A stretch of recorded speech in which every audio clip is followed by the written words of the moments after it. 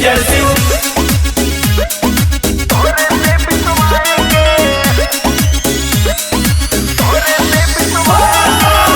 भोला जी सुनिए हमसे भंगिया नहीं पिसाता है, मेवा मिश्री दूध मलाई क्यों नहीं आपको भाता है। ए स्वामी जी,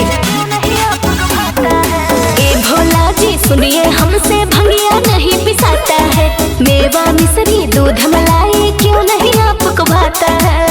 बोलिए। भांग पिए हैं भांग पिएंगे पीते ही रह जाएंगे। भर सावन हम भंगिया गौरा तोहरे से पिसवाएंगे। भर सावन हम भंगिया गौरा तोहरे से पिसवाएंगे।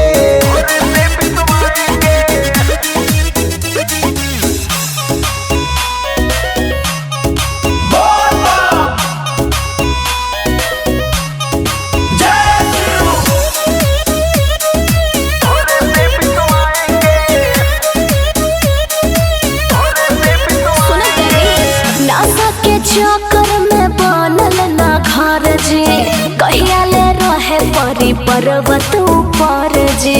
बोली खाली रहो यही सब करी ना। एकरा बिना हम रह नहीं पाइबू।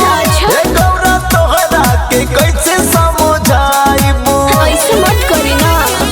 भांग पिए हैं भांग पिएंगे पीते ही रह जाएंगे। भर सावन हम भंगिया गौरा तोहरे से पिसवाएंगे। भर सावन हम भंगिया गौरा तोहरे से पिसवाएंगे।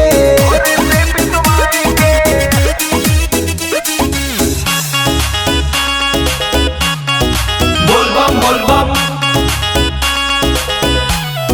जय शिव जय शिव।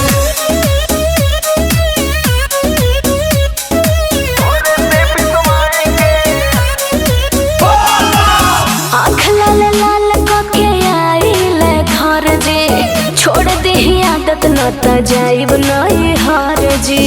बोली खाली रहो यही सब करी ना। झूठों पे चिंता करेलू ये प्यारी। महल से नीक बाटे जंगल आझारी। ऐसे मत करी ना। भांग पिए हैं भांग पिएंगे पीते ही रह जाएंगे। भर सावन हम